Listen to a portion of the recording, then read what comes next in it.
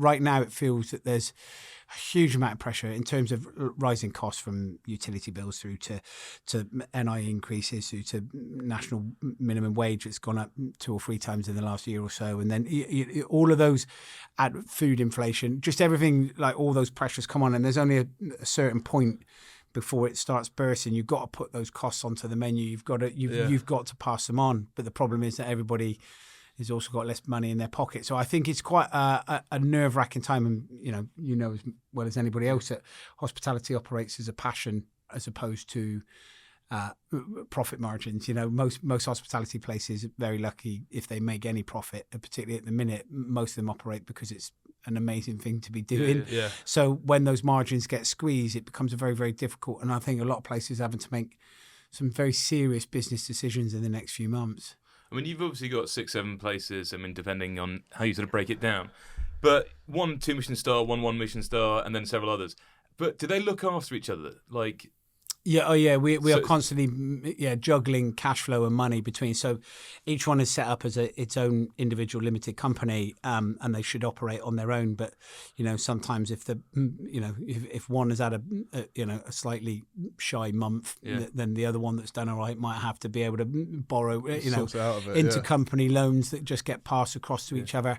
But most they operate pretty much just about break even. There's the Hand and Flowers probably operates as a profit compared to most of them because it's 20 years down the line, it's established, it's got it's got rooms, it's got foundation, it's got a little bit of a small amount of wiggle room. The Butcher's Tap and Grill in Marlow operates pretty well because it's a small space, it's easy to control, it's local, it's not got massive overheads.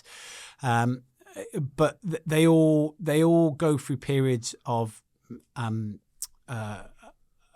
think, struggle, and we're not immune to the difficulties like every other business. So, but I think if you've been established, particularly the Hand, over 20 years, you have a little bit of a better foundation to be able to understand or maneuver through what's going on at the minute, but it doesn't make it easy, and it doesn't make it immune. Most definitely doesn't. It's funny. We went up to Edinburgh recently, and all these places, or all these chefs, have 3 or 4 restaurants that are doing really well because they're not having to pay the rates you do in England, let alone London. Yeah. Would you ever? I mean, what is the difference between having a place out in Marlow compared to London? I mean, is London just like 5, 6 times harder? Apparently, people are just not fucking with it anymore. It's just terrifying. I think London is.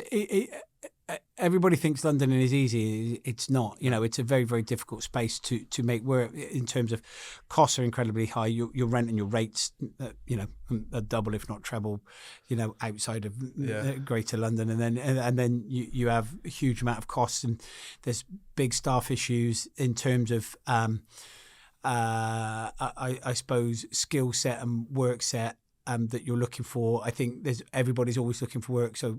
Everyone's always looking for staff. So if you're a member of staff, you can float in between wherever you want to be. You've got to try and provide so many more kind of perks or sweeteners within that business that makes people feel comfortable and happy. But all of those come at a cost to the business, and without huge amount of bums on seats. And London, surprisingly, to a lot of people that don't know it, is hugely seasonal. Easter holidays, for example, goes quiet. Most, if you most business disappears. You have a huge amount of tourists, but unless you're a tourist-based restaurant, then it makes no difference. Actually, you go quieter. Summertime in London is very, very quiet. I think it's one of those spaces that London's probably more seasonal than a lot of people think.